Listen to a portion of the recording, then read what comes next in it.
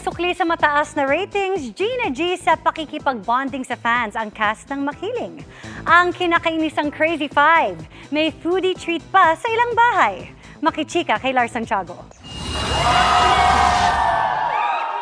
Isang buong araw ng pakikipag-bonding sa fans at mga manonood ang inilaan ng cast ng hit afternoon prime series na Makiling.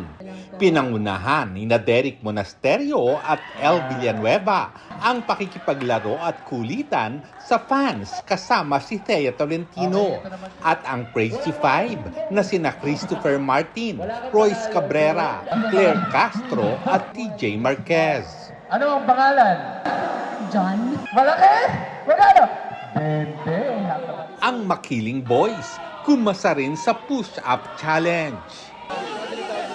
May papiging pa sila sa ilang bahay na kanilang binisita. Yun po yung way ng pag-thank you namin sa kanila, giving our time. Dahil sa kapanapanabik ng mga eksena sa Makiling, may mga manunood nga raw na sobrang apektado ng takbo ng kwento at kasama na raw dito ang ina ni El. Si Mommy nag-visit sa set, gigil na gigil siya kay Portia. Parang sinasabi niya sa amin every time na nanonood siya ng Makiling, ay naku si Portia, pag nakita ko talaga yan, sasabunutan ko yan, ganyan. So nag-visit siya sa set, tapos nakita niya si Myrtle. Sabi niya, Myrtle! Sabi niya, alam mo, sumusobra ka na, ha? Tapos sabi niya si Myrtle. Tapos tumatawa kaming lahat, pero alam namin joke lang naman. Pinaka napaproud ako.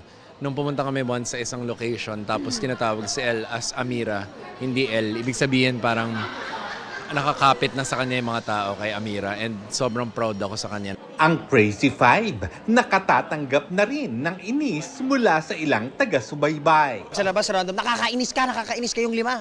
Ibig sabihin po, nagagawa namin ng maayos yung trabaho namin. No? Oo, kumbaga parang effective. So, yung mga pagod at puyat namin, worth it lahat. Ngayon, nakaka-receive na ako ng mga messages, comments na nagagalit sa amin, pero nakakatuwa. Ginagawan pa ako ng mga edit na sinasaktan ko si Amira sa TikTok po.